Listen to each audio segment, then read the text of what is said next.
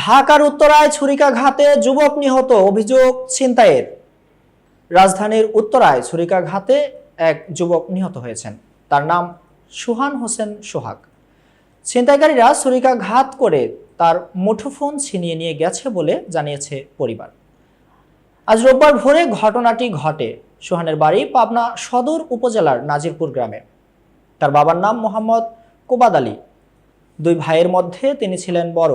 সোহান ঈশ্বরদী পারমাণবিক বিদ্যুৎ কেন্দ্রে মিস্ত্রি হিসেবে কাজ করতেন। নিহত ব্যক্তির ছোট ভাই শাওন হোসেন বলেন, তার ভাই গতকাল শনিবার রাতে গ্রামের বাড়ি পাবনা থেকে ঢাকায় এসেছিলেন। ভোরে তিনি গাড়ি থেকে নামার পর উত্তরা এলাকায় ছিনতাইকারীদের ছুরিকাঘাতে আহত হন।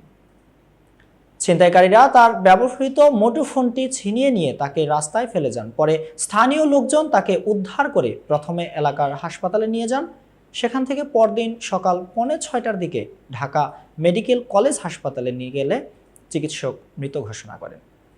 ঢাকা মেডিকেল কলেজ হাসপাতালের পুলিশ ফাঁড়ির পরিদর্শক মোহাম্মদ ফারুক বলেন, মৃতদেহটি হাসপাতালের মর্গে রাখা হয়েছে এবং বিষয়টি সংশ্লিষ্ট থানাকে জানানো হয়েছে। এতক্ষণ বার্তা বৈঠকের সাথে থাকার জন্য ধন্যবাদ। নতুন নতুন তথ্য ও সংবাদ পেতে বার্তা বৈঠকের ইউটিউব চ্যানেল ও ফেসবুক পেজের সাথেই থাকুন।